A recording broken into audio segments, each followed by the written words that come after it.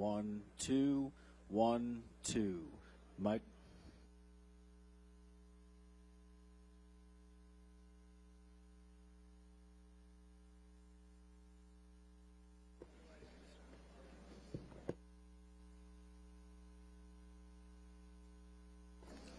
Check 1 2 1 2. Microphone check 1 2 1 2. Microphone check 1 2 1 2. Check 1 2 check 1 2. Microphone check 1 2 check 1 2. Microphone check 1 2 check 1 2. Check microphone check. Gabe, hold on. Check microphone check 1 2 1 2. Microphone check 1.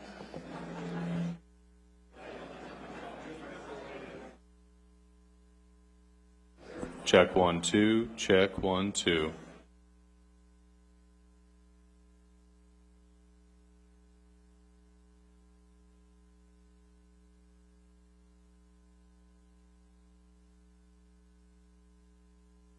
Check 1 2 check 1 2.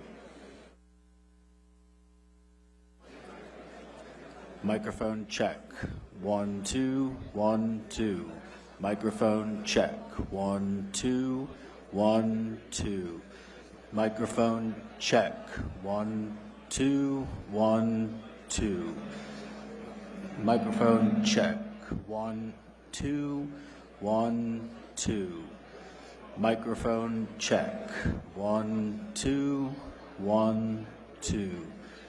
Microphone check 1 2 1 2.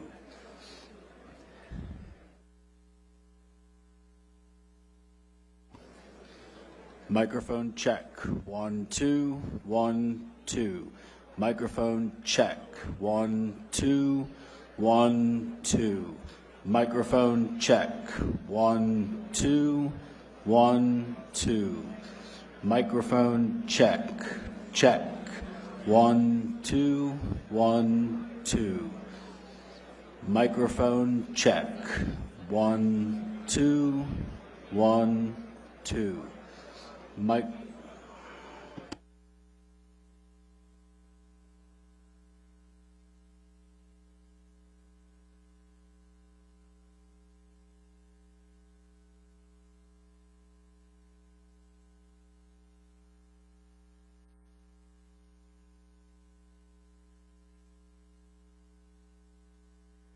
Microphone check 1.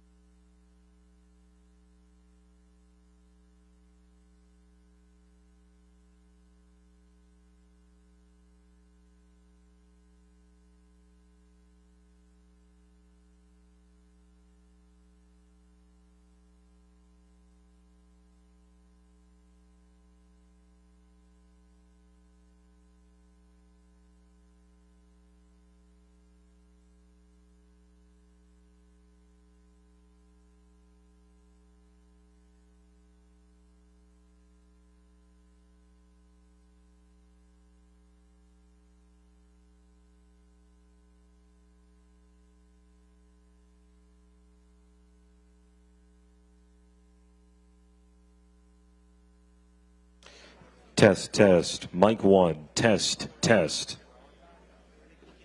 Are we happy with that?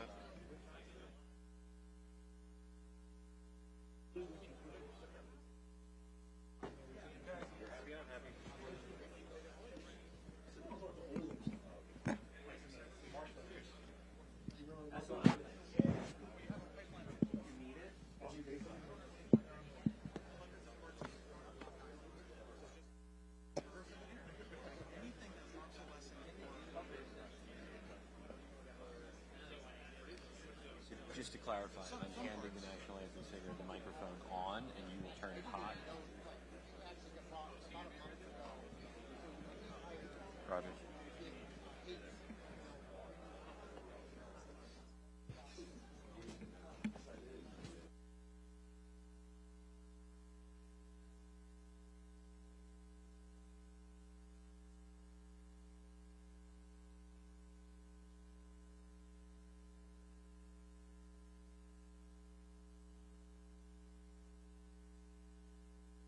Ladies and gentlemen, welcome to the afternoon program.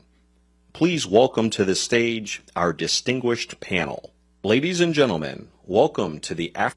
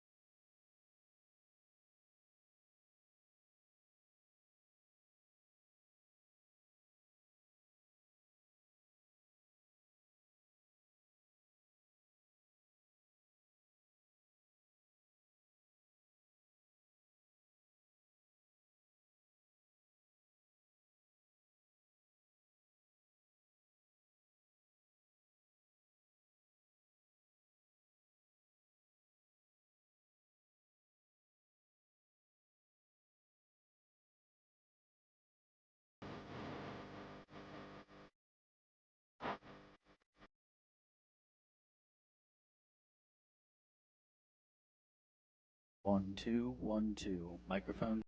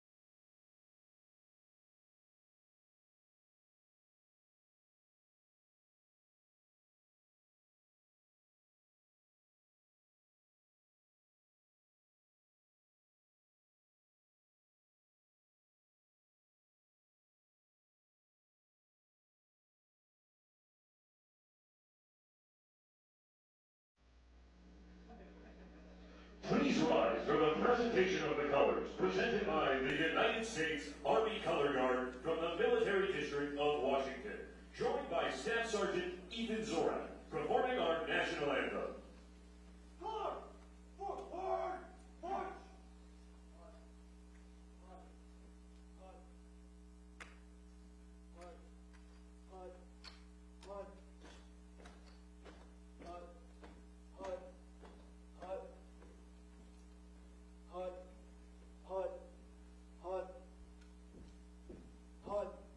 Colors! Halt! Colors! Present! Arms!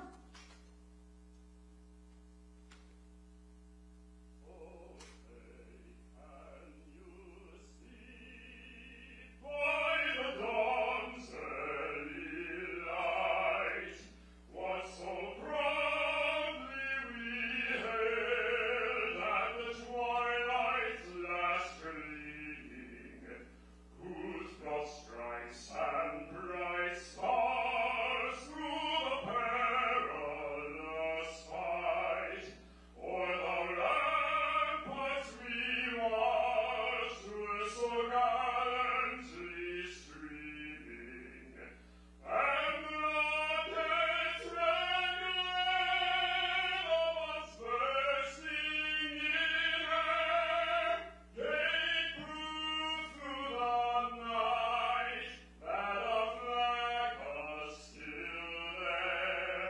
Oh, say does that star-spangled banner yet wave o'er the land of the free and the home of the brave? Colors! Right! Shoulder!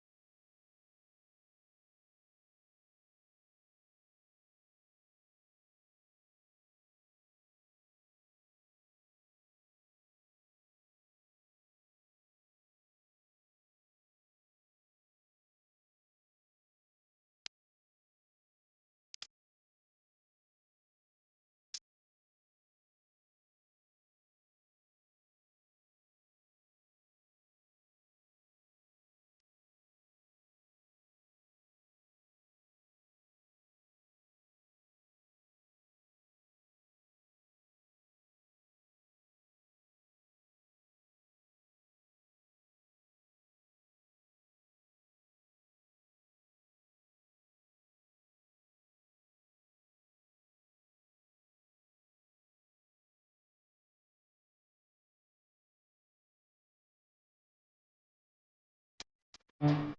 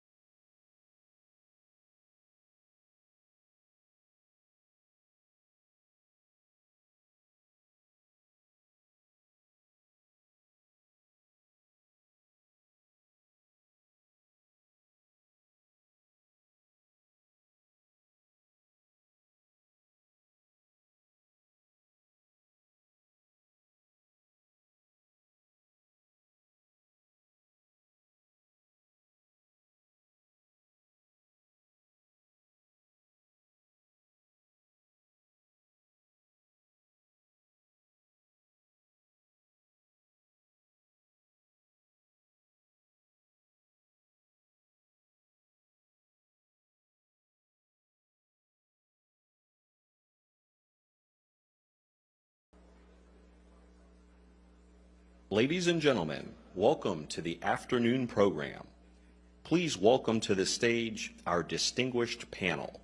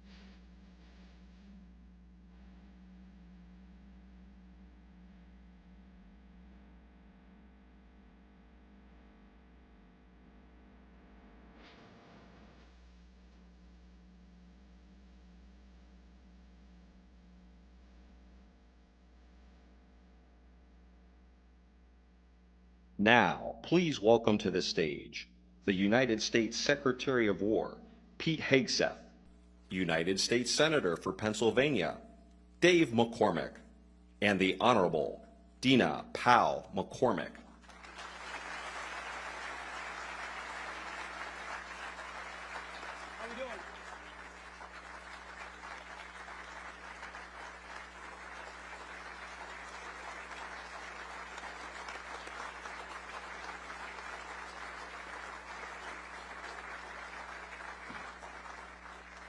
Ladies and gentlemen, the 45th and 47th President of the United States, Donald J. Trump.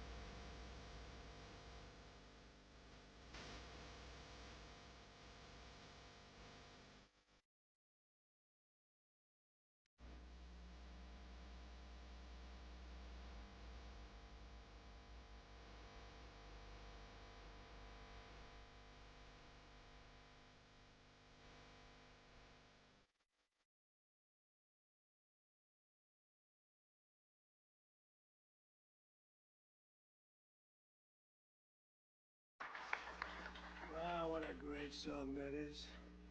We've all heard it. It became hot. Lee became very wealthy. Lee Greenwood, he's fabulous, and I want to thank him. He's been with us from the beginning. A great guy, great talent. And Pennsylvania, you are really rocking. You got the big ones here. And David, Dina. Now I'm in a world where I'm shaking hands with all celebrity business people mostly, but they're biggest names in business, and they're all spending money in our country, but they're all spending money in Pennsylvania. So I just want to say thank you. But this is a hot place. We would say it's a hot commonwealth. Never call it a state, you're in deep trouble. I've seen people's political careers end over that. Just call it a commonwealth. A lot of people don't remember that. But I think it's great to see what's going on and to see the kind of genius that I'm surrounded by, all of the people that I met backstage, but it's pure genius. I want to thank Senator David McCormick for organizing this extraordinary event, and I came to another one with you about a year ago, and that was a monster, but it wasn't like this one. This is even beyond. It was on energy, and it was very impressive, but this is something crazy what's going on. Outstanding work on behalf of the incredible people of Pennsylvania. You know, he followed me along the campaign trail, and he had a tough race. It was a tough race. A lot of people wouldn't have had the courage to do it. It takes guts to run for office. People don't know that. Only the people that never get there know it. But the fact that you did what you did it once, and you did it really well, but things didn't work out, and you did it a second time against actually a much tougher opponent, and it wasn't even close. So I think he's a great guy. Great, spectacular guy with a great helper, right?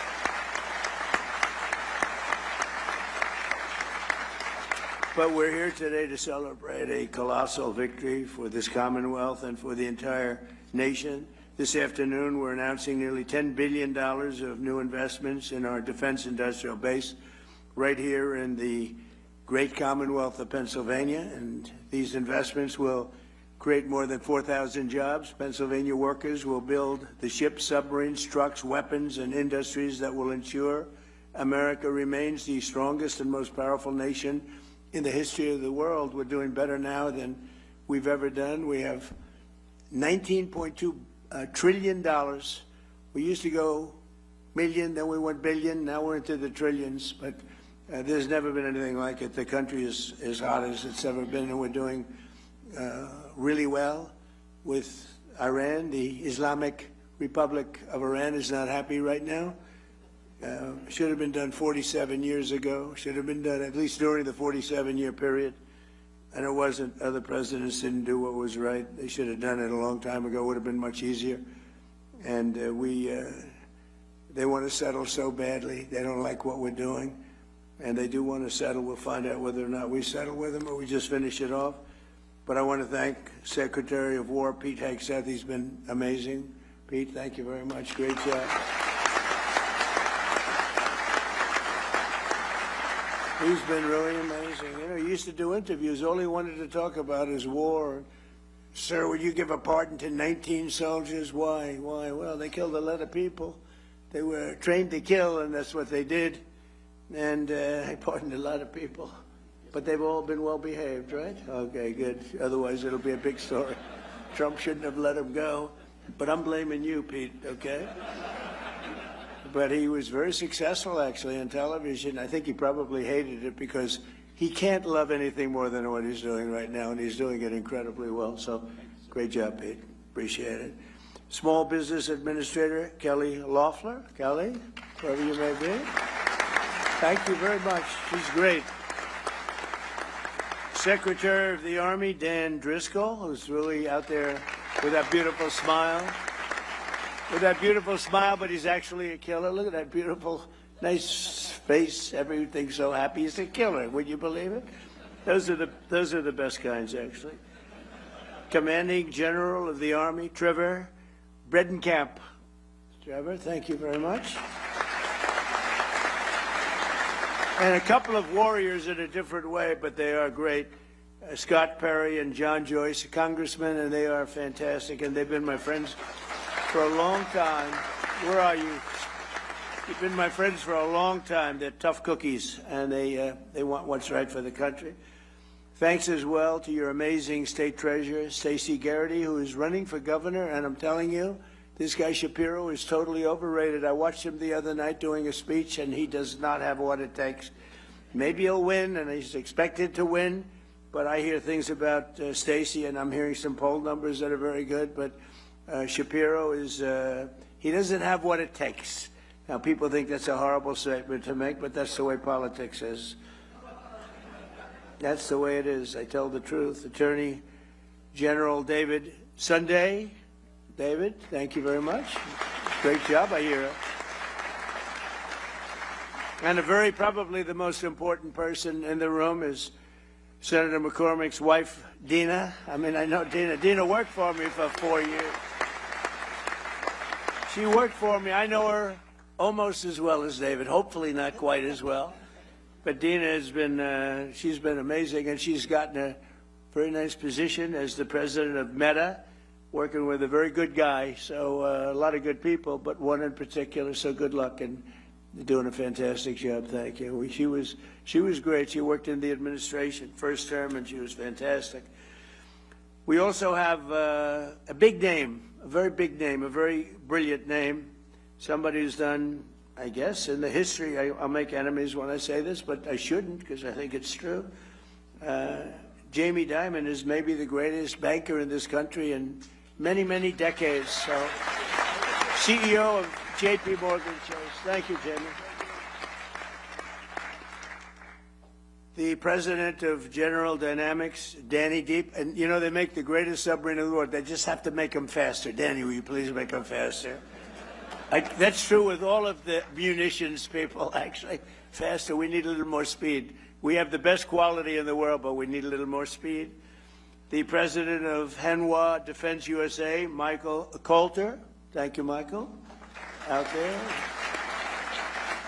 The president and total boss of Boeing, that's Kelly Ortberg, who's a terrific guy. I think he just gave me the award for being the salesman he started of the year. I said, that's not the year. Then he said, what about the decade? Nope, much more than that. So it's the salesman in the history of Boeing. I have sold more Boeing planes, over 1,000, and nobody comes close. You know what I got for that? Nothing. I get nothing. Now, if I was in the private sector, I'd say I want a piece of the company for that, right? But Kelly, you've done a great job. You're bringing it really back, and you're up to 44 planes now. Or 44. They're producing the planes at a very rapid rate, and Kelly has done a tremendous job. President of Northrop Grumman, Kathy Warden, showed us a plane that I like a lot.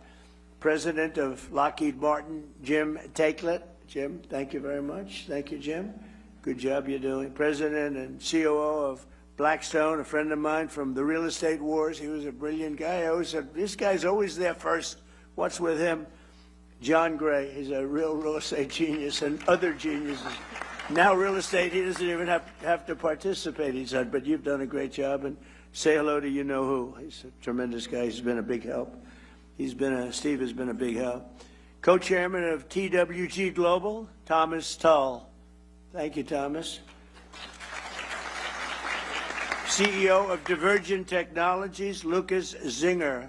I just saw some of their technology. It's amazing. I saw some of those things backstage. You don't want to talk about them. They're pretty amazing. CEO of EQT, Toby Rice. Thank you, Toby. President of North America's Building Trades Unions. Is the most powerful man in the room. It's Dina for the women, and it's this guy for the men. Sean McGarvey. Thanks. Thanks, Sean. Sean McGarvey. Good guy, too.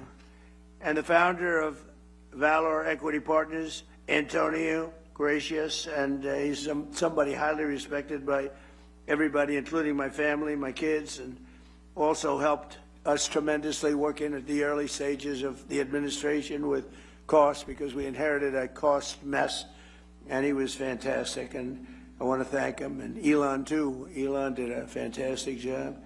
This year we're celebrating the 250th anniversary of American freedom, and no state has been more central to protecting that freedom than the Commonwealth of Pennsylvania.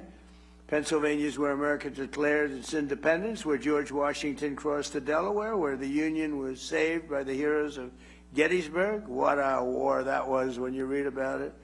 And where Pennsylvania workers poured the iron and steel that won 2 world wars and won lots of other things in addition.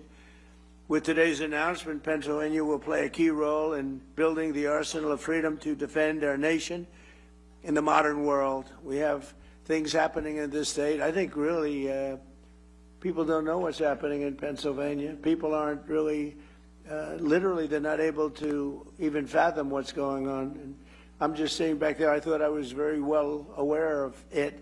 And then I'm meeting people, very well-known people, and they're saying what they're doing here. We got to get the word out a little bit, because this is very much of a miracle, very much of a miracle. Highly respected people. The talent and innovation in this room will keep America safe for many years to come.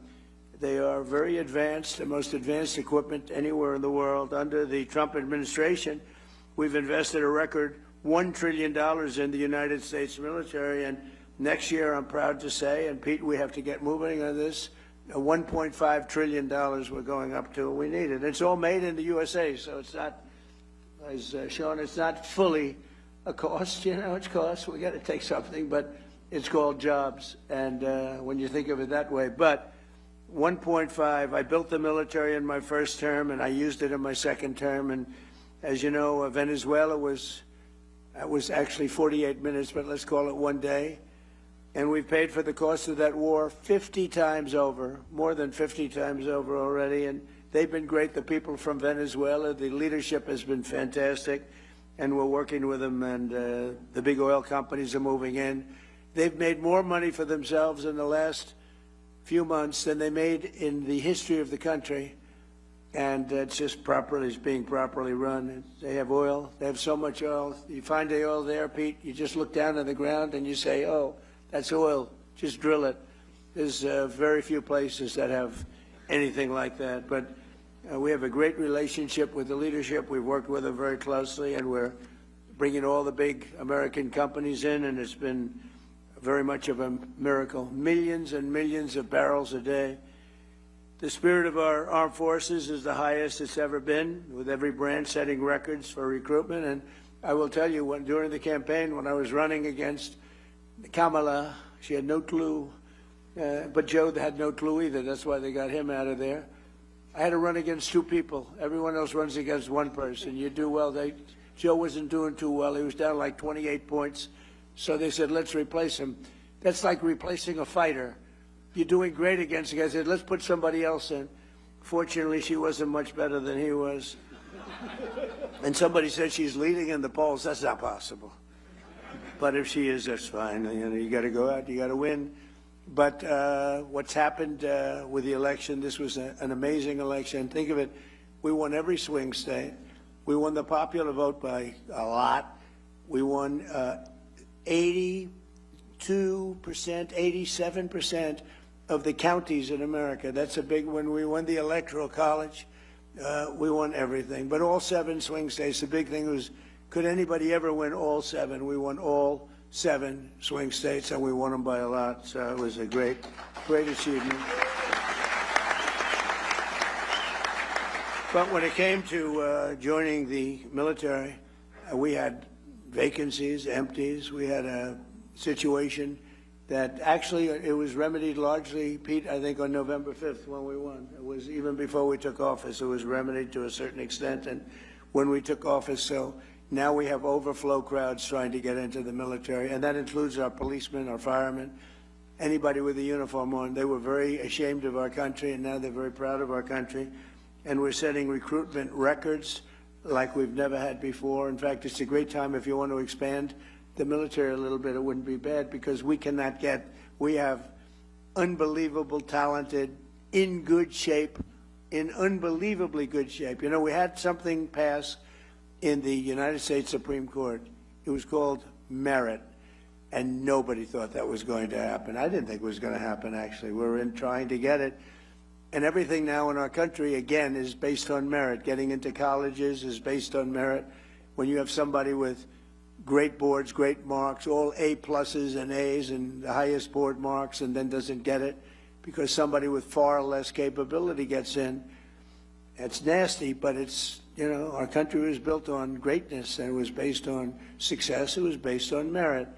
And now we have that, and that includes the military. And the people that we have in this military, you can send most of them to Hollywood, and they could become like movie stars. They are unbelievable, and you saw that in Venezuela. I met them backstage, and these are people that are, it's a whole different ball game. So I just want to thank everybody. That was a decision, that was a tough decision to make, and it took courage to make that decision. Nobody thought that was going to be made, but they gave us back our beautiful merit system, and now the best people get into the best positions, they get into the best schools, they get into the military. We actually have strong people going into the military now as opposed to people that aren't strong or that shouldn't be there. And it's like, I call it central casting. Washington, D.C., we're using the military in there, and our crime rate's down 92%, and it's gone from an unsafe city to one of the safest cities, the capital, one of the safest cities anywhere in the country. Restaurants are booming. The restaurants were all closing. People were afraid to go to a restaurant. We took out over 5,000 criminals. We got them out of here. We got them, sent them back to their country. Many of them came through the Biden open borders, which was insanity. We got them out of this country, and we did a real job in Washington, D.C., and I will say Memphis is a similar kind of a thing, a little bit. We started it a little bit later, but they're down in crime 78%, and New Orleans, Louisiana, the governor called me up, Jeff Landry, great guy. He called me and he said, we have a problem. We have the Mardi Gras coming up, and this place is loaded up with crime. And we sent in the National Guard and others, and it was the safest, that is on record, the safest Mardi Gras on record. They've never had anything like it. He called me two days later. He said, I've never seen anything like it. It's a terrible expression. He said nobody was killed. Well, that doesn't sound so good to say, frankly, in one way, but in another way, many people would be killed during Mardi Gras consistently, and now it was the safest they've had, he said, in 67 years, so it's pretty good. But we're going out for the $1.5 trillion this year, and I think we're going to be able to get it. And we're going to get it because we have so much money coming in. The tariffs have made this country so rich, and they've made this country so competitive. In order to not pay tariffs, people are coming out and they're leaving Mexico, and they're leaving. In fact, it was just announced that Toyota is leaving Mexico. Toyota is going to build one of the largest plants in the world, car plants in the world, in Texas. But many, many companies, they left us and they went to Mexico, Canada, Japan, Germany. They went all over the place, South Korea. They're all pouring back. The car plants, the AI plants are all coming back. If they don't, they have to pay taxes. The chips, we had this ridiculous CHIPS Act where you give billions of dollars to a company and they didn't even know what the hell to do with it. You give them billions of dollars, they say they're going to build. Nobody knew what to do with it. And of course, the standards were so high. If you weren't transgender, as an example, you didn't qualify. So they get the money, they'd hire, they'd look all over for transgender people to run the company, large portions. They couldn't find them. They weren't into the chip-making business, I guess, right? They had other things on their mind. But this was the Biden fools, those idiots that almost destroyed our country. But we're also reasserting the fundamental truth: to be a strong nation, you must be a manufacturing nation, manufacturing jobs. When you see these plants start to open, so we're building now at a record that we've never even, I don't think any country's ever approached this record. Again, we have $19.2 trillion being invested, and there's never been anything like it. You go back years and years, and it's China had the record with $3 trillion, and we're at $19.2 trillion. There's never been anything like it. These are going to be starting to open in 6 or 7 months. I mean, it's unfair because, you know, whoever the next president is going to be sitting up here someday and say, what a great job I did. What a great job. I did the greatest job, Jamie. He's going to be talking about what a brilliant president he is. And I'll be home and I'll be saying that, son, like, because we did the job. We did the job, and we're clearing every obstacle to building the defense industrial base. And so many people, I was shaking hands backstage, they just came up and they said, we couldn't even function 2 years ago in this country. We couldn't get anything built. We couldn't get approvals. We couldn't do anything.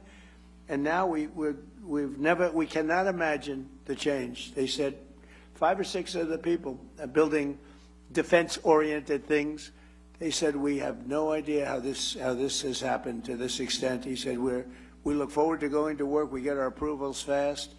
We came up with a concept like on AI and other things that are big. Rather than going to our old, very old and fragile grid, we maintain it, but it's old and not up to date. It was let go by a lot of people that were in my position. They shouldn't have done that. But I came up with the idea to let them build their own power plant. So they're building their own power plant. So, you know, people would complain about the grid, but actually they're giving their excess electricity back into the grid. It's a phenomenal thing. But they're coming up with power. They're doing their own. They're really becoming a utility. They're becoming, actually, in addition to AI, they're also becoming utility. And they're building some of the greatest power plants anyone has ever seen. We don't want wind because it's terrible. Doesn't work. These countries that go to wind, you go to wind, you lose your way, you go out of business. Look at what's happening in the United Kingdom. Wind all over the place. Doesn't work. Too expensive. Everything's made in China. And remember, you have to replace them after 8 or 9 years. You know, it's wonderful if they were there, but you got to replace them all the time because they wear out. The salt water kills them.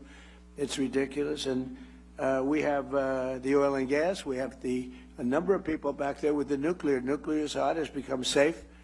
And we got to keep it safe, but it's become safe. But we have tremendous new things happening. And some of these power plants that are being used for AI and other things that they're building are so far advanced from what you're used to. When you look at Con Edison, you look at the old companies, it's fine. They get the job done. But these are tremendous advancements that nobody would have ever come up with except for this group of seriously brilliant people. After decades of foreign countries ransacking Pennsylvania and all of our country, they ransacked our country and stealing our jobs, I imposed historic tariffs to protect the American copper, aluminum, steel, and many, many other projects like cars. And because of that, they're all coming back. This could have been done by a president if he knew you wouldn't have a Taiwan making 100% of the chips. I think by the time I leave, we'll have almost 50% of the chips being made in the United States, worldwide. They're moving here like you wouldn't believe it. With no investment. I'm not giving people billions of dollars. I'm not saying to some chip company, here's $30 billion. Good luck in finding a site. That's what this stupid CHIPS Act was. Hundreds of billions of dollars just wasted. Half of the people never even used the money. I didn't give them 10 cents. I said, you're going to pay nothing for a year. After that, you're going to pay 10%. After that, you're going to pay 25%. Gives you 2.5 years to build your factory. If you don't build it by that time, you pay 200%, meaning you're sending chips in. You have a 200% tariff. They're building like crazy. And the biggest chip company in the world is building, and they just announced that they're expanding by another $200 billion. They're spending most of their money in Arizona, a great place to invest. But they're spending an extra $200 billion. It's the biggest chip company in the world. But we passed the largest tax cuts in American history. We delivered 100% expensing. That's a big one.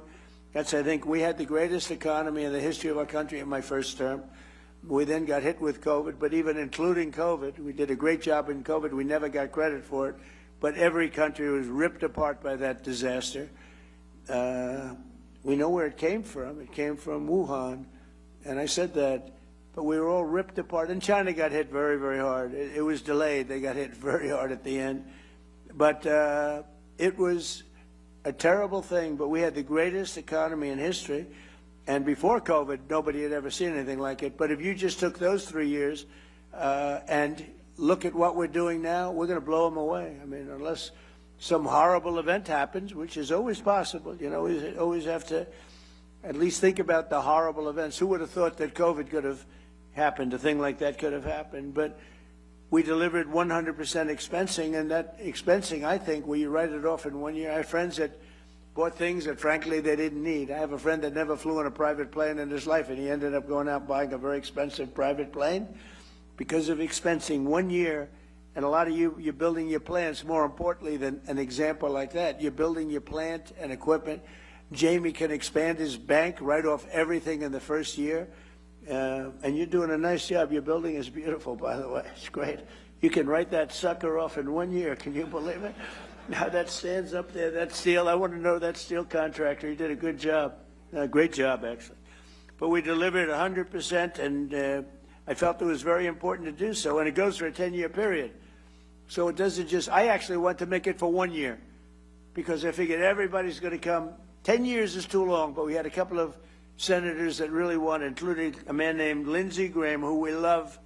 And Lindsey, we pay you respect because he was some special guy. Lindsey, David, was a big proponent of 10 years instead of 1. In other words, you could use this for 10 years instead of 1. I said, but Lindsey, 10 years is too long. It lets them, it gives them too much time. He said, oh, no, we have to do this. I said, no, go ahead, Lindsey. What the hell do you know about business, Lindsey, right? But he was great. We're going to miss him, right, David? We're going to miss that guy. What a way he was.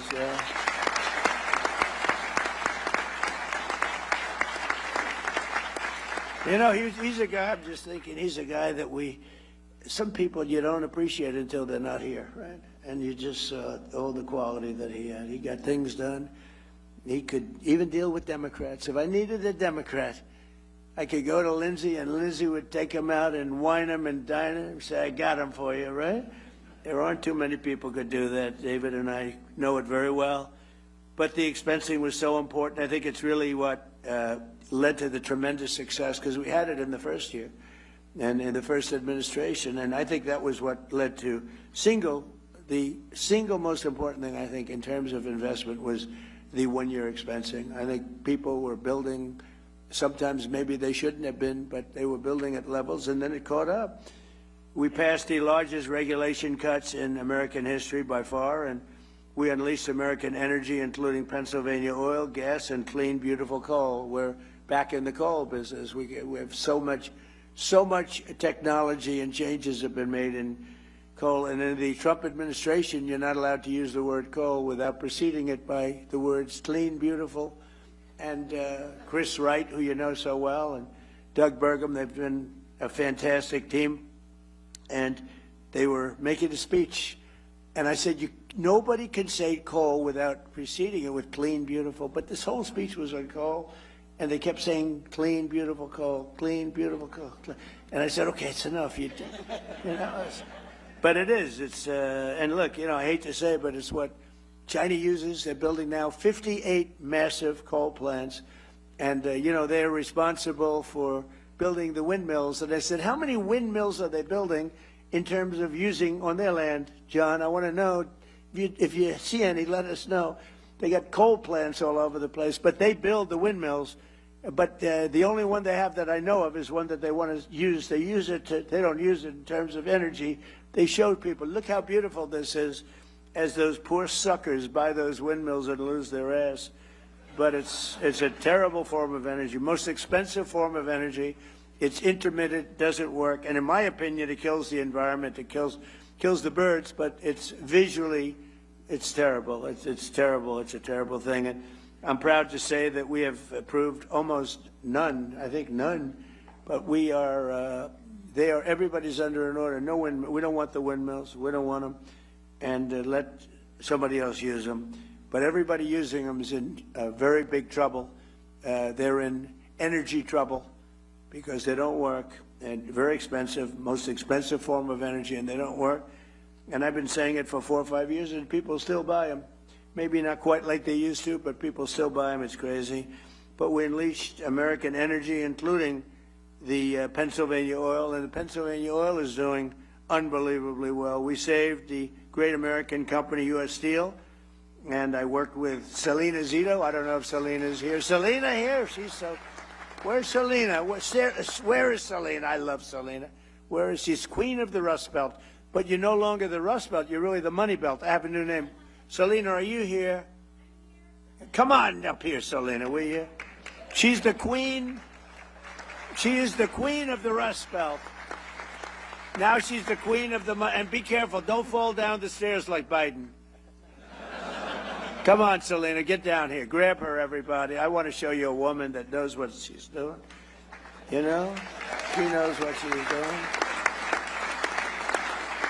I had no idea she'd be here, but anything having to do with Pennsylvania, any of these great states, she's around. Selena, I want to thank you. You're really talented. That's only because she writes so well about me. You know, if she wrote badly, I'd say, get her the hell out of here. Selena, thank you, honey, very much. We appreciate it. Really amazing person. Thank you. No, she loved this area. She loved the people, and she saw it going to hell. And she knew more about it than anybody else. And she also knew it had more potential because of the people. And she would write about it like nobody would believe. And she's one of the top writers in the country. And I hate to say that she writes for the Washington Post, but she's one of her many outlets. I hate to mention that, but she's done a phenomenal job of explaining what's going on. And she really just believed in the area, but she believed in the people of the area. They're incredible. You're going to find all of you geniuses that are building your plants. You got the best people in the world working here. So just to finish up, we did more in terms of regulation cuts by 5 times, 6 times, and even in some cases, depending on the way you look at it, 7 times than any other president. We delivered no tax on tips, no tax on overtime, and no tax on Social Security. And we're building a beautiful military complex and a ballroom combination at the White House, and they were working on Saturday and Sunday, partially Sunday. And I went and visited a couple of hundred men that were working round the clock. It was Saturday night, late, very late, 11 o'clock in the evening. And I said, you're so lucky I'm president because there's no tax on overtime. Think of it. They're making a lot of money, and there's no tax on overtime. But there's no tax on tips, no tax on Social Security, and that's been good. And the other thing we did, which seems simple but never done before, when you buy an automobile, some people have to pay, and they have to go and borrow money from a bank. You're allowed to deduct the interest payment from your income taxes, and that's a big deal. But only if the car is made in America. So that's been great. So all of these things have added up to a level that we're booming. The country is booming, and we'll have Iran defeated soon. They'll be defeated very soon.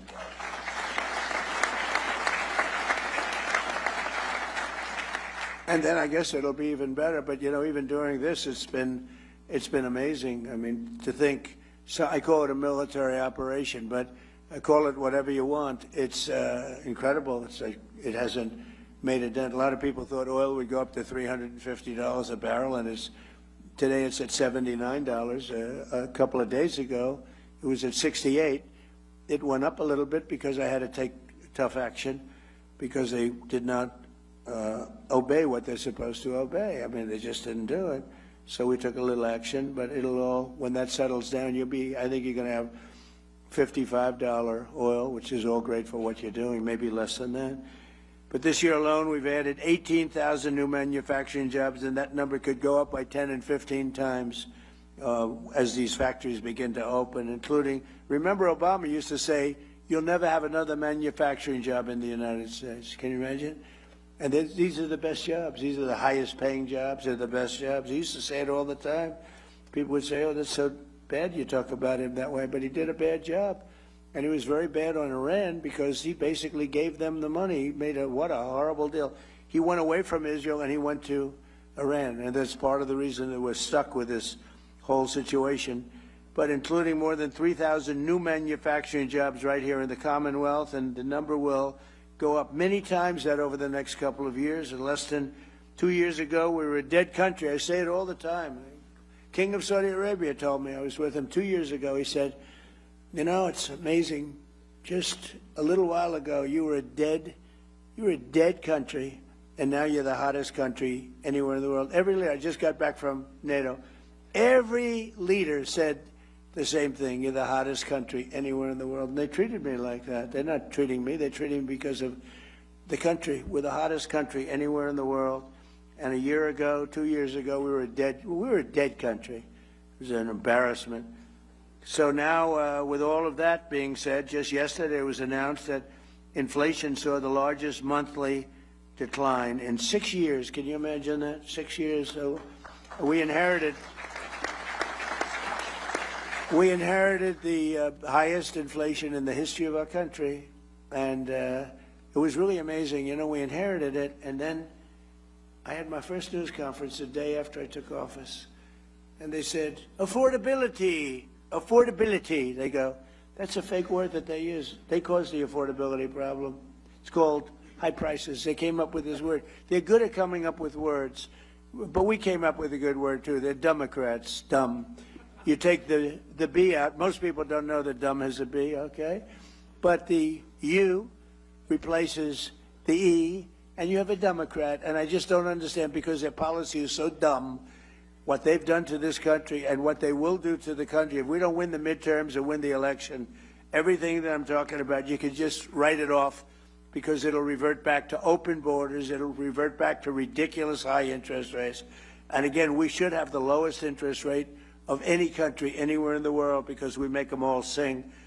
But since I took office, defense investments in Pennsylvania are up by nearly 25% compared to crooked Joe Biden. And today we're adding $10 billion, and I think the number is going to end up being about $19 or $20 billion. And we'll be building 2 massive national security multi-mission vessels at the beautiful and historic Philadelphia shipyard. I met all the guys doing this, worth up to $1.5 billion, and it's a purchase of lots of vessels. We're going to have a lot of vessels being made there. We're also thinking about doing some purchases outside of companies that come here and build. They have to reteach us. You know, we used to make a ship a day, and now we're a laggard in that department. We do lots of great things, but we're a laggard there. And a lot of our shipyards were sold for real estate projects on the water. I bought one, actually. It was quite nicely located. But I didn't know I'd be president. If I knew I'd be president, I wouldn't have done it. I'd say I'd rather have a shipyard, right? But it worked out okay. You know, they had the best locations. A lot of those locations were sold. And we have to build our Navy, Pete, right? We got to get it going. So we're going to probably look at some of these companies that are coming in from South Korea and other places, and they're working with us on ships. And we're going to also buy some ships that are made outside of the area. And we're going to have we need a lot of ships for our Navy, a lot of ships, despite the fact we have the greatest Navy in the world, but our ships are getting older. And we really got out of that business. We built an aircraft carrier for $19 billion, which is crazy. The price is crazy. It started off I came in, one of the first things I went to see was the Ford aircraft carrier. It was way over budget. And it had things on it that you didn't need, like it had magnets to lift up the elevators with 10 and 12 planes on them. Think of it. It had all sorts of modern day things that were all, instead of using steam for the catapults, they used electric. Let's have an electric catapult.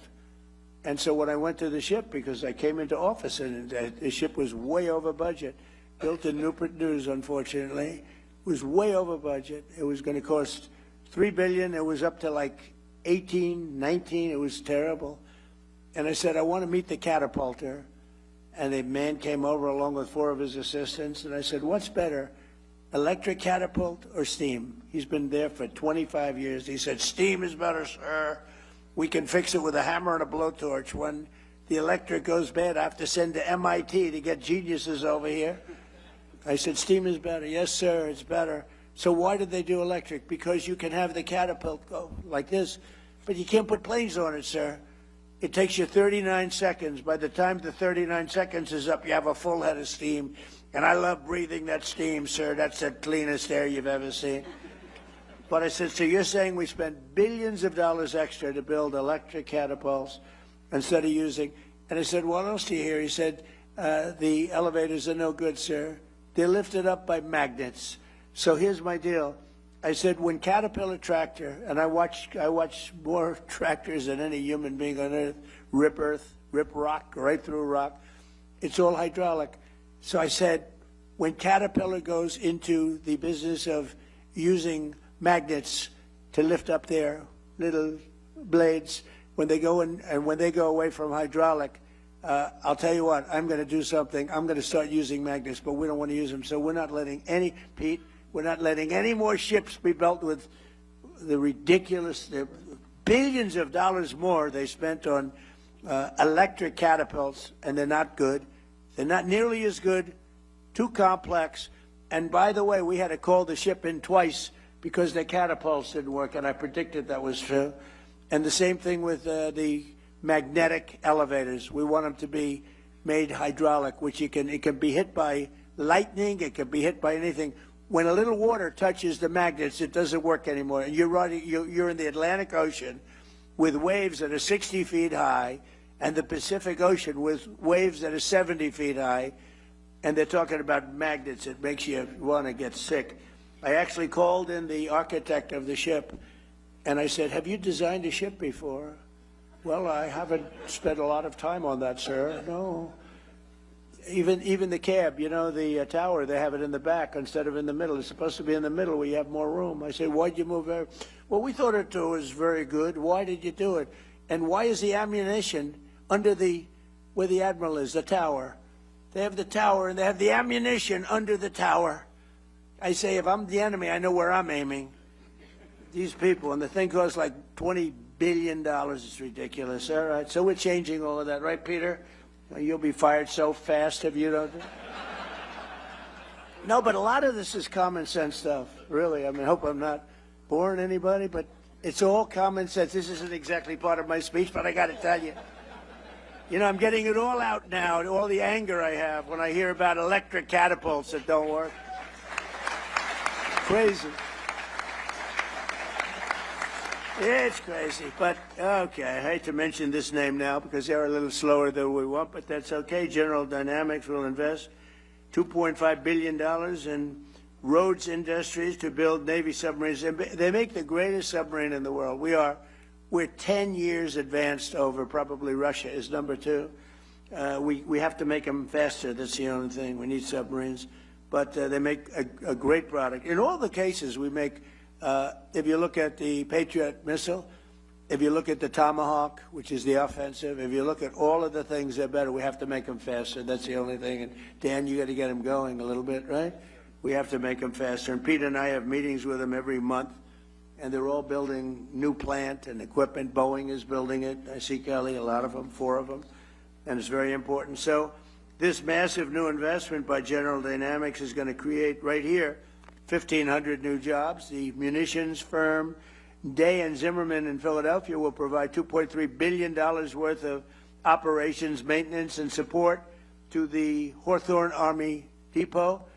And EOS in Pittsburgh have just agreed to a multi-million-dollar partnership with the Department of War to build, don't we love that name better? We won World War I. We won World War II. Then we decided to go politically correct. Let's go with defense. No, it's war. And I said to Pete, I said, Pete, don't you like that better? He said, used to be Department of War. And then we got politically correct. And we go in and knock out the Middle East and go home. Everybody said, why did we do that? What did we get? But we had greatness, and that's what we have again. Now we have greatness again. As an example, Venezuela. Where'd you have here? When was the last time you heard that you had a war and you paid for it 50 times over? We have wars and we lose money. We have wars, we blow up something and we leave, and everybody said, what was the purpose of that? Nobody can answer the question. We don't do that anymore. But EOS in Pittsburgh just agreed to a multi-million-dollar partnership with the Department of War to build energy storage technology in support of our Golden Dome missile defense shield. We're building a Golden Dome over our country, and it's going to be a very effective one. We had 111 missiles shot a few weeks ago by our lovely friends from Iran. They were aimed at the Abraham Lincoln, which is a beautiful aircraft carrier, by the way. The SS Abraham Lincoln, 111 in a short period of time. Out of the 111 missiles shot, 111 missiles were knocked into the sea easily. Think of that.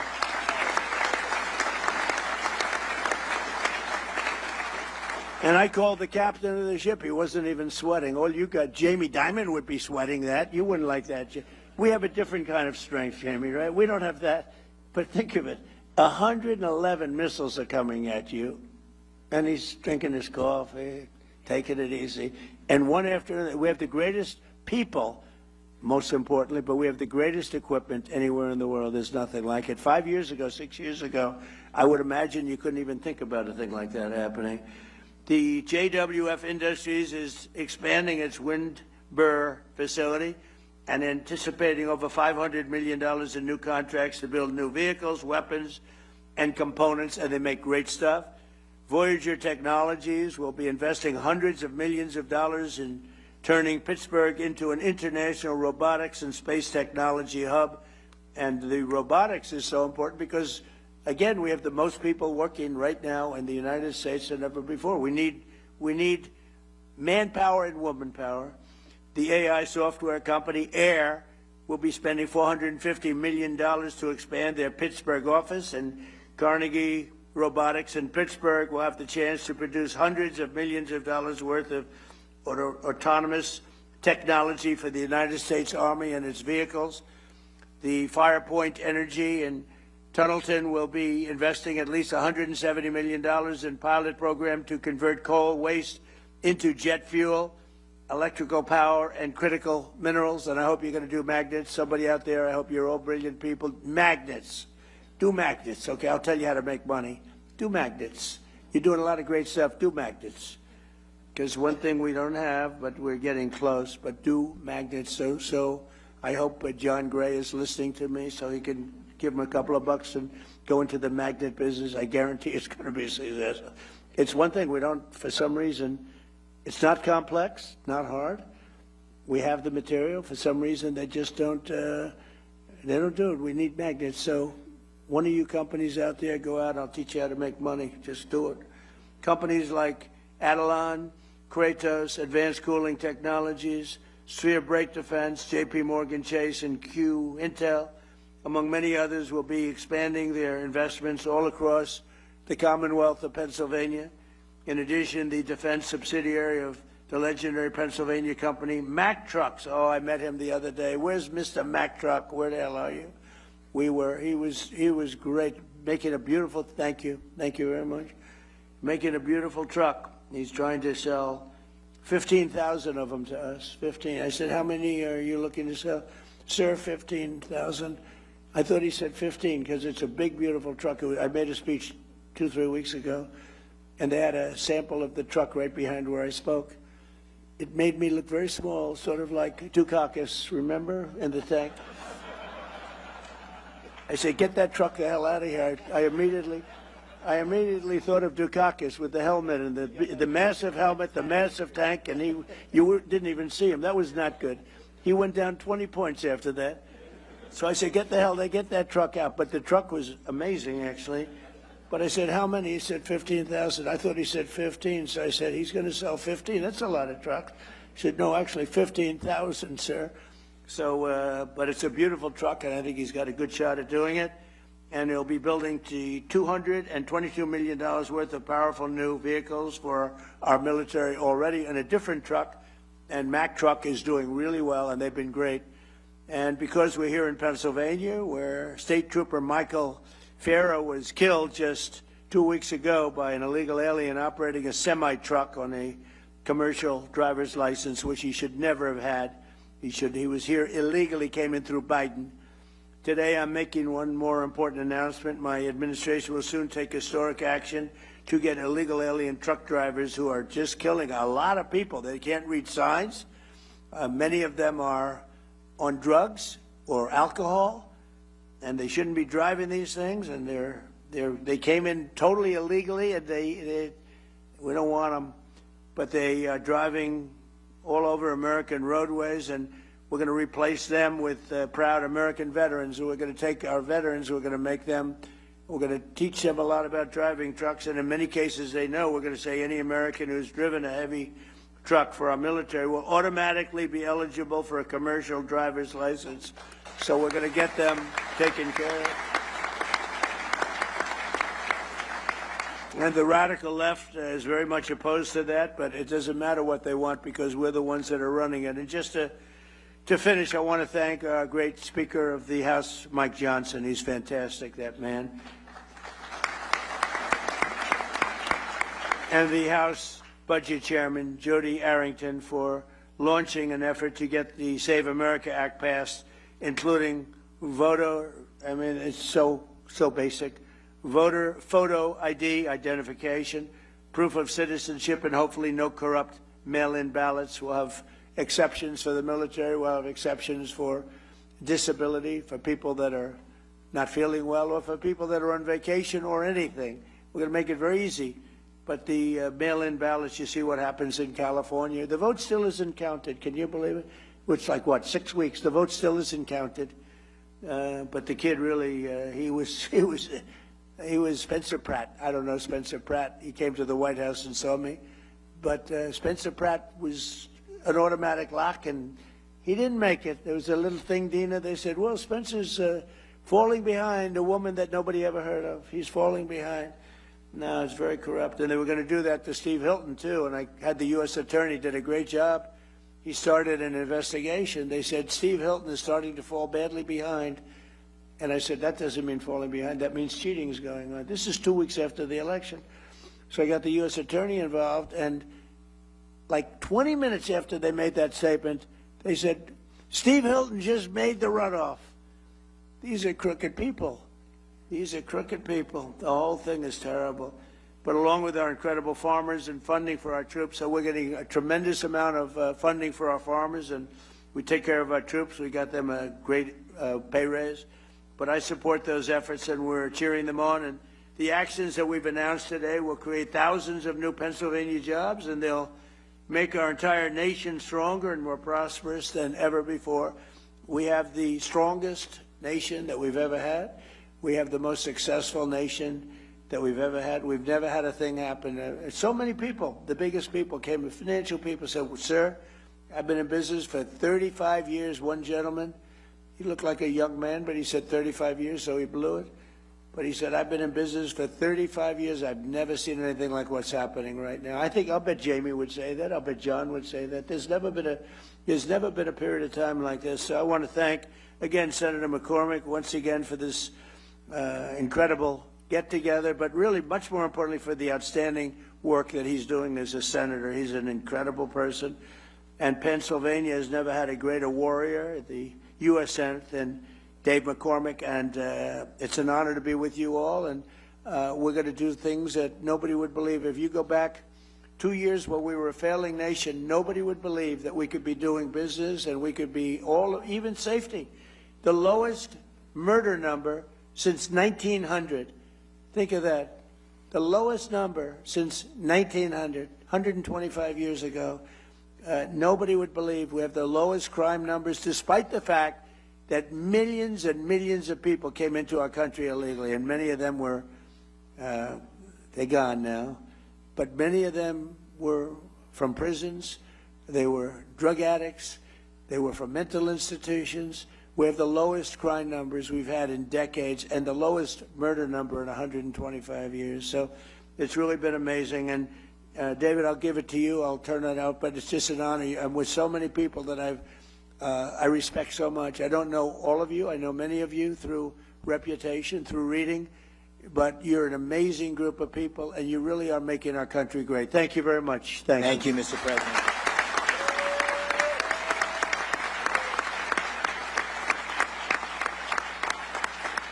Thank you. Thank you, sir. We are so honored to have you here. I know you've got a special love for Pennsylvania, and Pennsylvania has a special love for you. And this is all about your vision of peace through strength. And what's happening here at this summit is really all the people we need in the room, the prime contractors, the energy leaders, the emergent technologies, the leaders in labor, the leaders in finance, all the team that needs to be in place to implement your vision.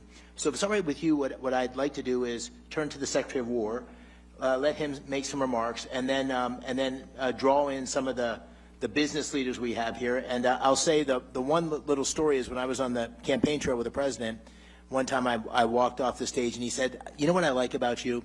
He said, you don't talk too much. He said, you don't go on and on. There was somebody else there, I won't say who it was, he goes, going on and on. He goes, keep it short. And so we'll all keep it short. Thank you, Mr. President.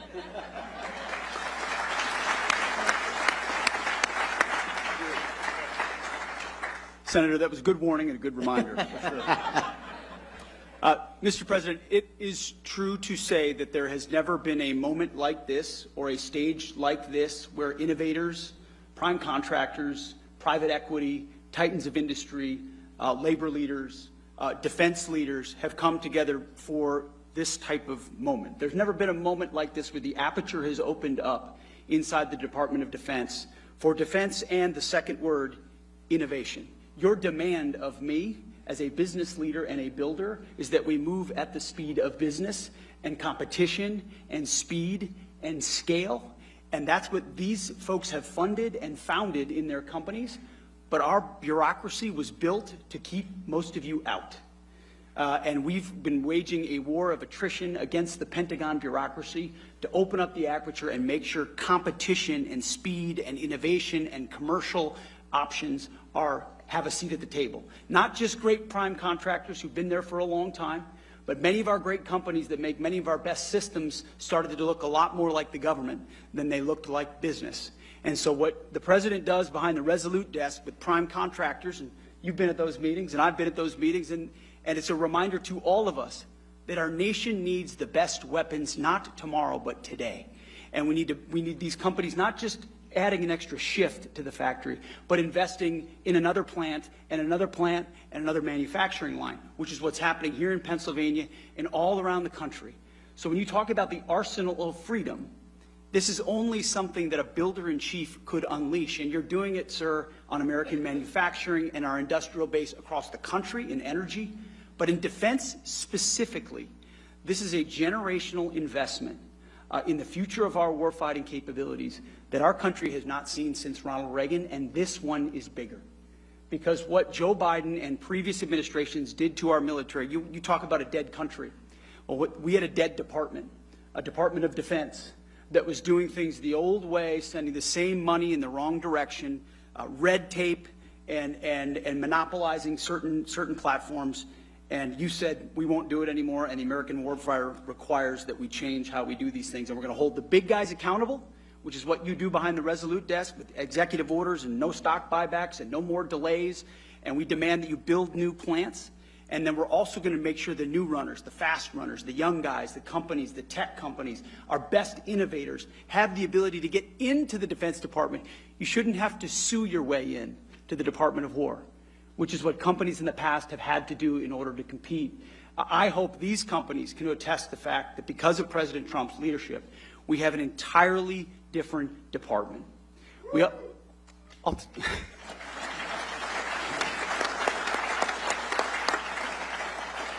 And it's important because we're at an entirely different moment. Not only do we have near-peer adversaries with historic military buildups, but we're at a step-change moment.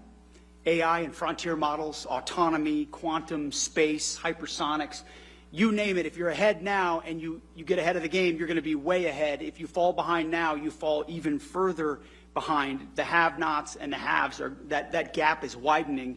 President Trump sees the moment and is investing in it in our department, but across government, to make sure the 21st century is an American century. But he's demanding that we do it differently. We do it in a fiscally responsible way. We audit our department. We ensure that the money that we ask for is well spent. So we've got a different department, a different moment, and thank God we have a different president who rebuilt the military once. He's doing it again and is willing to make a historic investment, $1.5 trillion investment in the War Department to ensure that we outcompete, without question, every other nation on planet Earth, so that things like Venezuela can continue to be done to reestablish deterrence around the world. But that next midnight hammer that's required 10, 20 years down the road is because of the F-47 and the B-21 and the autonomy and the carriers that this president will build because of this historic investment. The Golden Dome that protects our country, the AI that allows us to target faster. This investment will fundamentally change the battlefield, keep the American people safe now and into the future, and it would not happen with Donald Trump. Mr. President, thank you very much.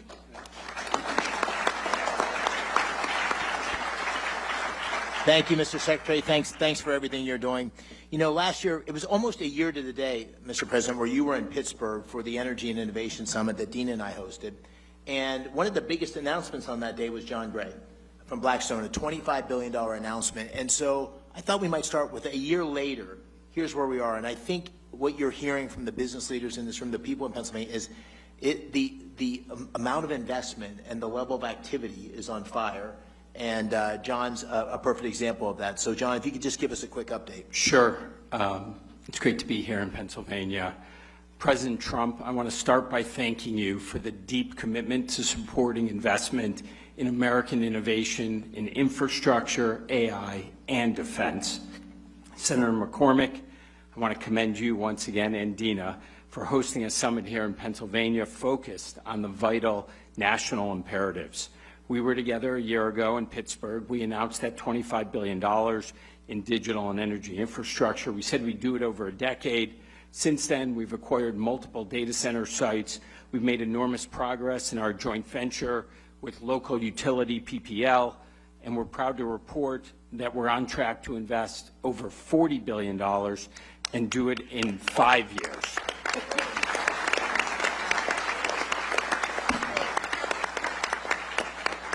$50 higher, 50% less time, not bad. These investments will create nearly 20,000 good-paying construction and permanent jobs, deliver meaningful benefits to communities, and help ensure that America stays at the forefront of the AI race. This would not have happened without the conference that you and the President hosted last year. We also got tremendous support from the governor in terms of infrastructure development. Everybody loves to complain that things are not working in the United States. Well, in Pennsylvania, they're working the way the founders intended 250 years ago. So congratulations to all of you. I would also just say last year, we talked about building critical infrastructure to power the innovation economy. Today, we're talking about applying that innovation to our most important priority, protecting our national security. At Blackstone, we're incredibly proud to be all in on both of these objectives. Technology is, as the Secretary noted, fundamentally reshaping the national defense. It's going to require enormous amounts of private capital, not only to invest in the new innovation, but also to scale up production in a capacity-constrained world. And Blackstone is ready to help in a very big way. We've already invested $20 billion in defense and aerospace in the last 5 years. We expect the scale and pace of that investment to increase meaningfully from here. We see national security as a compelling place to deploy capital on behalf of our investors that also supports a core American interest. So thank you, President Trump, Senator McCormick. It is an honor to be here today. Thank you, John. You know, sir, you noted this, but one of the strongest voices in corporate America, someone who has spoken out in very similar terms as you have about peace through strength and about the need for America's military and economy to be strong, is Jamie. And Jamie's really taken this on. He's written extensively about it and made this a priority for J.P. Morgan in terms of national defense and resilience. So, Jamie, I wanted to just call on you and ask you to describe why you think this is such a priority and how the things we're doing here and the President's agenda is supporting that. So thank you. Mr. President, Mr. Secretary, Senator, there's nothing more important for our country, and in fact I don't think it's an exaggeration to say for the whole free and democratic world, that America maintain the preeminent military supported directly by the preeminent economy of the world. It's none too soon. We got behind, but God knows this is now, you guys have ignited the American dream, and you've ignited security and resiliency.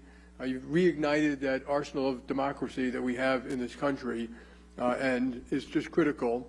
There's a microcosm in Philadelphia, obviously in Pennsylvania, Philadelphia. I was at the Philadelphia Navy Yard this morning. There's only a small piece of what we're doing and a small piece of what a lot of other people here are doing. That Navy Yard actually built ships in the Revolutionary War, ships in World War I, ships in World War II. It was closed down at one point, but the local government and the federal government have reopened it up. You now have ships that are going to be built there by Hanwha, a Korean company, and Rhodes Industries. They're both adding 400 or 500 jobs. People should remember when they add those jobs, there are another 5,000 jobs to be added to support it. A lot of small vendors, contractors, et cetera.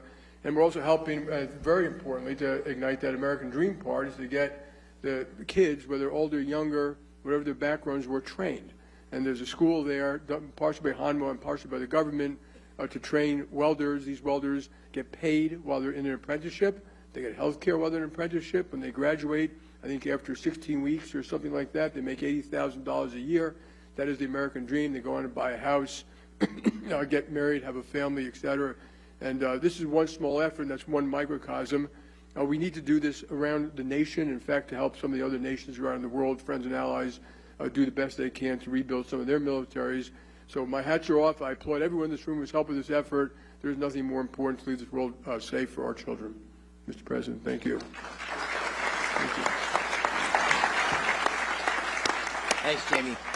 I know you know Jim Takelett well from Lockheed. A small fun fact, so when Lieutenant McCormick got on the plane to deploy for the Gulf War, Captain Takelett was the pilot of the plane out of Pope Air Force Base in North Carolina. And so we've known each other, I guess we got to know each other over the last decade or so. But Jim and all the major primes have big operations in Pennsylvania. And Jim, I think you have an announcement even today that I was unaware of until earlier today, which is great news. So please give us a quick update on what you're doing in PA. Definitely, Senator. Remember that thing he said to me about short. First of all, Mr. President, thank you for inspiring all of us to get together at an event like this. Secretary Hegseth, really appreciate your driving the acquisition transformation that is very much needed, as you just described. And Senator, this is an amazing gathering. For organizing it, you and Dina, really, we all owe you our thanks, so I appreciate doing that. So I was born and raised on the north side of Pittsburgh. My dad was a Boilermaker. And if I could have welded a straight bead and passed his test, Sean, I'd probably be in Boilermakers Local 154 in Pittsburgh right now. But it worked out that I'm here today with you. And people like my dad from Pennsylvania, the workers that we have in this state are why we have 5,000 employees here already. And what we're going to announce today is in our Archbald, Pennsylvania plant, where we make missile components for air defense missiles, sir.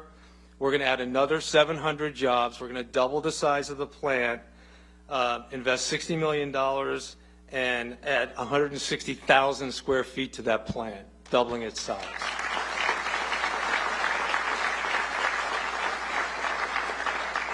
And that's on top of $300 million we just completed investing in our Valley Forge operation, which does strategic missile reentry, among other things.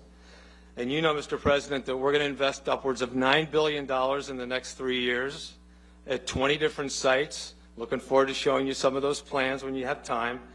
And we are going to continue to build with you and with the Secretary the arsenal of democracy, and Pennsylvania will be ground zero for that effort. Thanks, Senator. Thank you. And just real quickly, I'll keep us going. Danny Deep from General Dynamics. Danny is the president, and I had a chance to tour that 155 facility in Scranton, and you've got assets across Pennsylvania, another huge employer. Just give us a quick update on what's going on in Pennsylvania and how you see the future expanding based on what's the president's policies that have been put in place. Thank you, Senator. Secretary, Mr. President, thank you for your leadership here at home and abroad. It is inspiring. So here in Pennsylvania, when you talk about manufacturing muscle, this is really where we have a lot of muscle. 1,100 suppliers, 8 facilities around the Great Commonwealth. Over the last number of years, we've expanded artillery production by 4x. And over the next several years, we'll see it continue to grow. You mentioned Rhodes Industries and that $2.5 billion award. Let me give you a little bit on Rhodes Industries because it's a great story. This is a multi-generation company with family ownership, and they keep their promises. And now they have 10 years to look forward and add resources. Their workforce will increase by 5x. And they're expanding, and we're doing that all over the state with all of these 1,100 suppliers. And thank you for your leadership to do that. And we're committed to deliver Virginia-class and Columbia, and that's what Rhodes is going to work on. And we don't make aircraft carriers.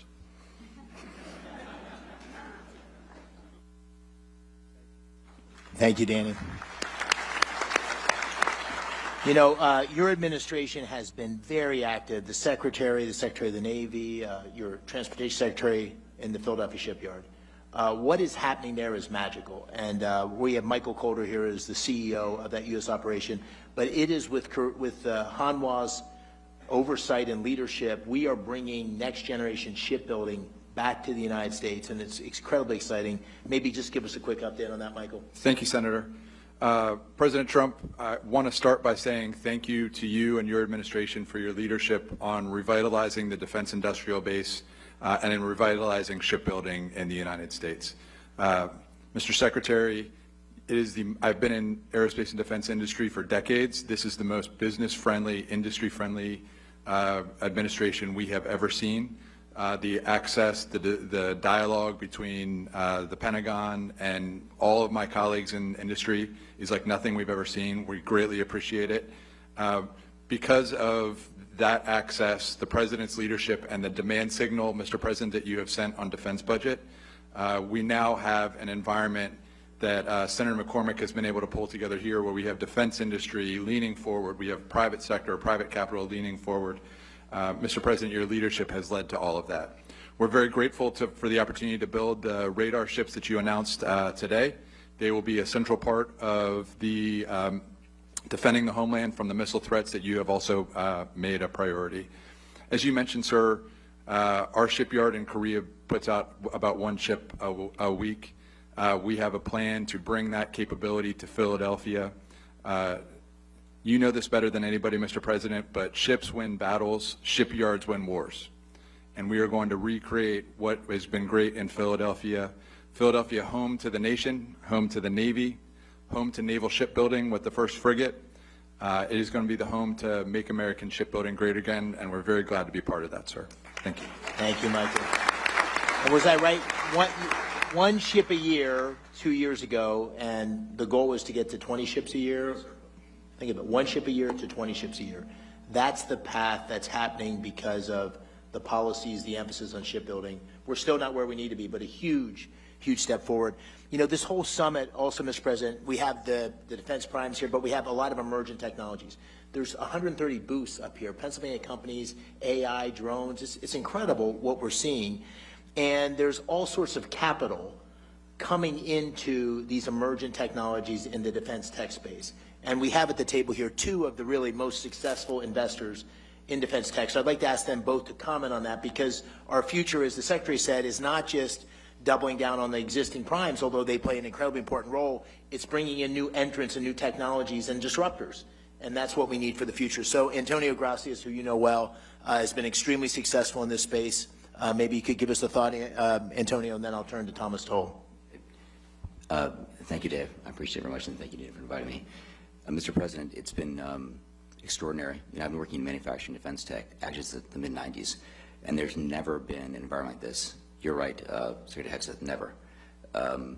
We have 5 companies here today, Anduril, Saronic, Hadrian, General Matter.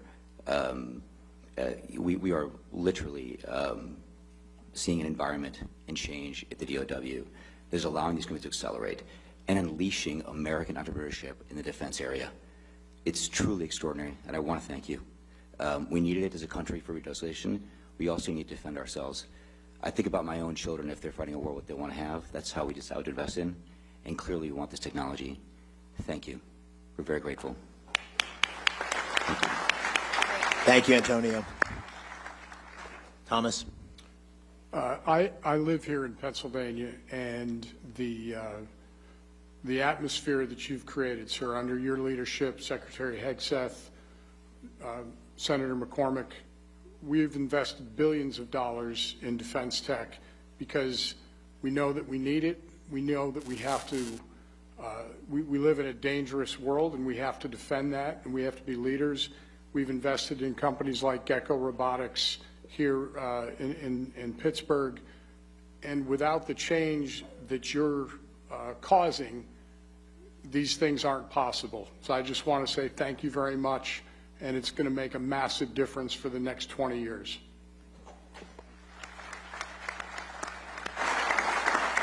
You know, Mr. President, one of the things that you talked about constantly on the campaign trail, and that I tried to talk about as well, and that you've been focused on like a laser, is jobs. And what's happening here in Pennsylvania is that If you go to talk to any manufacturer or any job site, they can't get the skilled workers they need because there's so much new investment and activity going in. So we need to take advantage of this moment and build the workforce. In Pennsylvania, we have an incredibly skilled workforce. As I said earlier, we have 190,000 people that work in the defense industry. We hope that number is going to double over the next 5 or 10 years. But one thing I think we can all agree on is the American dream is going to be pursued and captured by creating these great paying jobs for the next generation of folks. And you know, Sean McGarvey, who has become a friend, I called him during the campaign, and he didn't think you or I was going to win. And we bet a steak dinner, and he ended up losing on that steak dinner, and has been a great ally in terms of what we need to do for our workforce to be successful. So, Sean, maybe you could say a few words, what you're seeing and what the workforce of the future needs to look like. Well, thank you, Senator, Mr. Secretary, Mr. President, and the President knows, you know, my business better than I know my business. We've been in the workforce development business when it comes to construction skills for 100+ years. We have 1,600 training centers across the United States. We spend $3 billion of our own money every year. We don't need any money from anybody in the audience, anybody on the podium, the federal government. We got our own. We have 21,000 instructors. We have 300,000 plus people in our programs right now, registered apprenticeship, and we can ramp that up to 1 million. So we can meet the needs of this industry and the other industries, the tech industry, the power generation industry. But what we need is deals, and we need deals way further up the pipeline when other decisions are being made. Our members, you know, have historically been just great patriots in this country, whether it was World War I, World War II, entering the Seabees to build the airstrips and the bases across the world, the Manhattan Project, building Oak Ridge, Savannah River, you name it, and still working in those facilities today, all the way up to COVID, when we had to keep hospitals open, build temporary morgues. It was the members of the building trades that stepped up and did it. So we believe that highly skilled craft workers are a national security issue, and we are prepared to meet any needs necessary right here in Pennsylvania for Senator McCormick or for anybody across this country, and we appreciate the opportunity to do so for our country, Mr. President. Thank you. Thank you, Sean. Thanks for the great support for everything you've done on our workforce. Mr. President, I think I might ask the Secretary, Dan Driscoll, to make a few remarks and maybe close on that. I just want to say this. This has been an extraordinary event in the Army and the Army War College, which you're here, the 4th president in America's history to visit here since the Revolutionary War, the Carlisle Arsenal, the Army War College, and the Army's been extraordinary. So, Mr. Secretary, first of all, thank you to General Breitenkamp and everybody that made this possible. But maybe give you a word, and I'll close and then turn to the President. Mr. President, Secretary of War Hegseth, your leadership, what it's fundamentally done for the people in my life every day, the American soldier, is you have unleashed them to do what they joined the Army to do, to be ready to fight and win our nation's wars. And we had gotten in their way for the last 30 and 40 years. We had not let all of these entrepreneurs come get in the mud with them and help them change what they could use to fight. And it is because of you, Secretary, and you, Mr. President, that all of the regulatory nonsense has been knocked out of the way. And I think if you talk to any of the soldiers, sir, on your way to the helicopter, what they will tell you is the last 18 months have looked nothing like most of their careers. And that is because all of you on this stage and everyone out in the audience. So thank you so much for being here.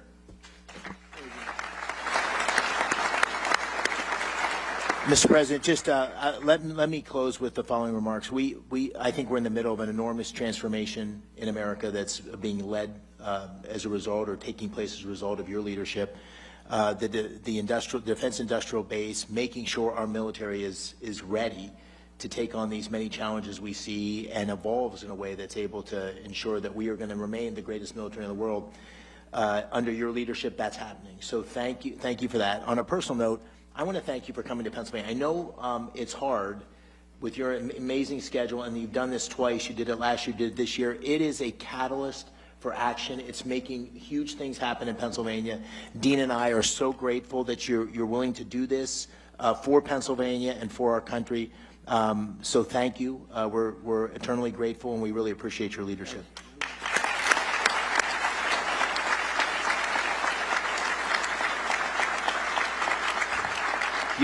Sir, would you like the final word? Well, I just want to say thank you all very much. This is an honor that I won't forget, and I appreciate your saying I've been here twice, which is pretty much maxed out once a year, but I'll be here again next year for you. Thank you. Thank you. All very much. Ladies and gentlemen, the 45th and 47th President of the United States. Thank you.